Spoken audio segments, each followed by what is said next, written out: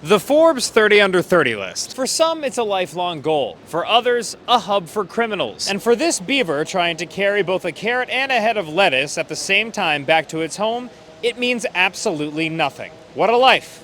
What a life. Since its founding in 2011, this list of hot young ambitiouses has gained as many fans as it has critics. So what's really going on here?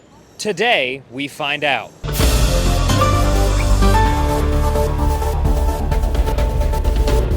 Everyone has dreams. Gandhi had dreams of a free India. Greta Thunberg has dreams of a cleaner planet. And I have scary dreams of big monsters and going to the dentist. But for many aspiring entrepreneurs, the dream is to be named on the Forbes 30 Under 30 list. The Forbes 30 Under 30 list. 30 Under 30 list. To the Forbes 30 Under 30 list. 30 Under 30 list. Or is it? Forbes 30 Under 30, totally gamed. Totally bullshit. It's such a scam to be on that list. It's actually a marketing growth engine. Former Forbes 30 Under 30 accused of defrauding JP Morgan. But to understand what it is actually like to be a Forbes 30 Under 30, I needed to speak with one myself. I was going to sit down with Lil Nas X, but he was only available on Wednesday night, which is when me and my woman play Parcheesi. So instead, I got this guy. For me, when I was 19 or 20 years old, I would look at that list and I wanted to be on it. Jake Carls is the co-founder of Midday Squares, a company that makes high-protein chocolate bars. He spent 3 years applying to be on the list before being named a 30 Under 30 this year in the food and drink category. At first, it was more of a thing that I wanted to be on just for the sake of telling people, but then it actually became a way to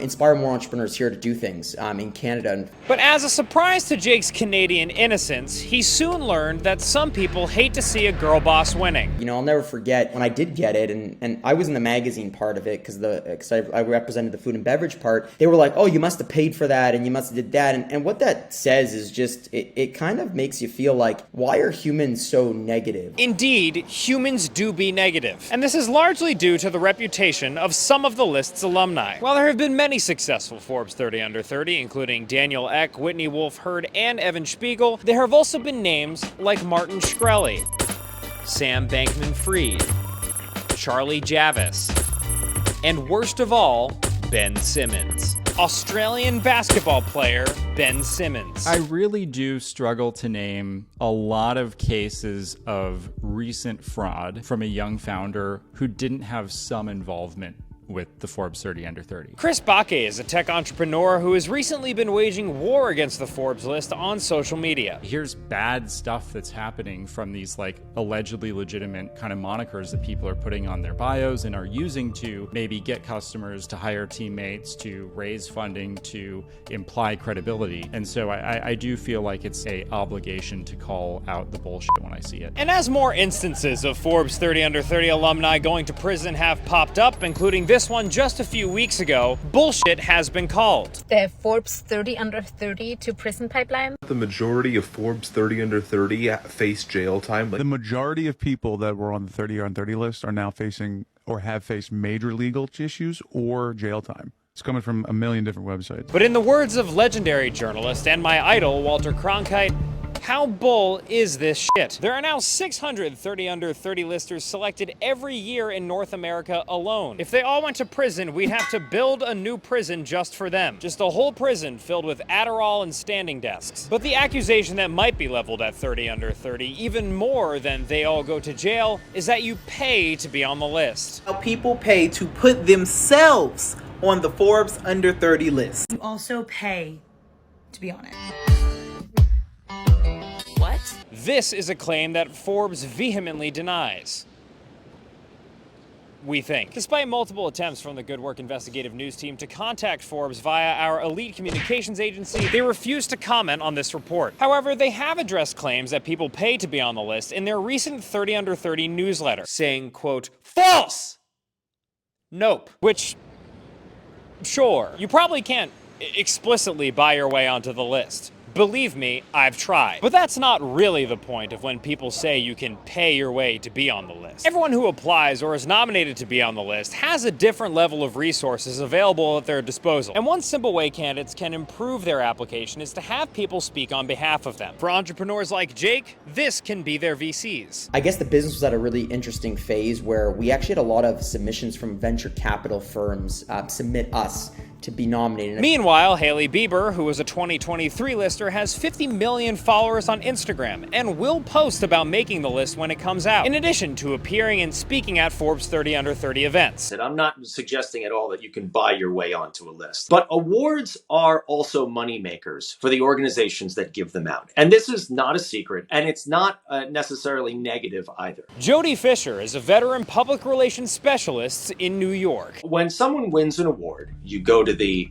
awards ceremony, you buy a table, you buy an ad. There's a money-making operation that sits behind the giving of the awards. And again, that's okay, but we need to be realistic about it too, that it's not just awards for awards' sake. It is a business. You can build an entire cottage industry of events and products surrounding lists, which Forbes has done quite successfully, from ticketed 30 Under 30 summits to speaker series and this $115 hoodie. But does the business community it serves benefit from the list as much as Forbes does itself? There almost assuredly is some, networking that comes out of it. There are a certain number of people who are affiliated with the list, I'm sure, where it's you wouldn't otherwise meet these people. And for people like Jake, the list can boost your personal brand. The first 2 months I was on a bunch of media here in Canada. Local media from TV, radio, podcasts, newspapers, all picked up the story. Even for our industries focused, like specific trade shows,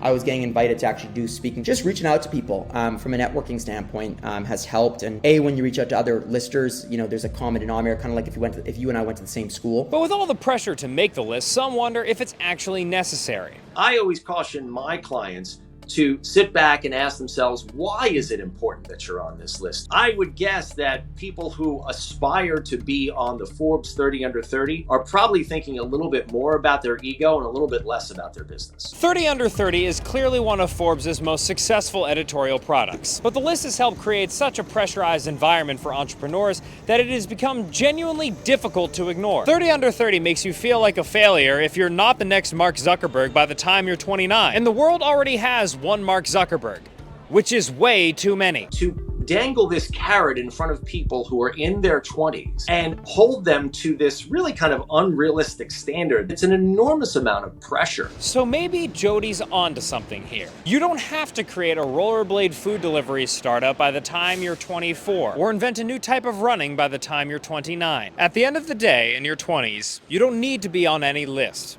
You don't need to win any awards. Sometimes all you can muster is to carry a carrot and a full-size head of lettuce at the same time back home. Even if you drop it once or twice or 3 times, that's enough. Don't let any list tell you different. For Good Work, I'm Dan Toomey. So I spoke to a licensed medical professional about what happens to your body after you turn the old, decrepit age of 30. Thank you so much for joining us today. If you wouldn't mind saying your first and last name as well as your job title. Yes, absolutely. I'm Sarah Ross. I'm a registered nurse. Great. Now, Sarah, what happens to your body when you turn 30? Do you decompose? Do you lose all of your mental cognition? What happens? No, it's the same. Nothing really happens. You just continue on. What? Like no? No, I mean, you should continue living, same as 29, similar to 31. It's just another year.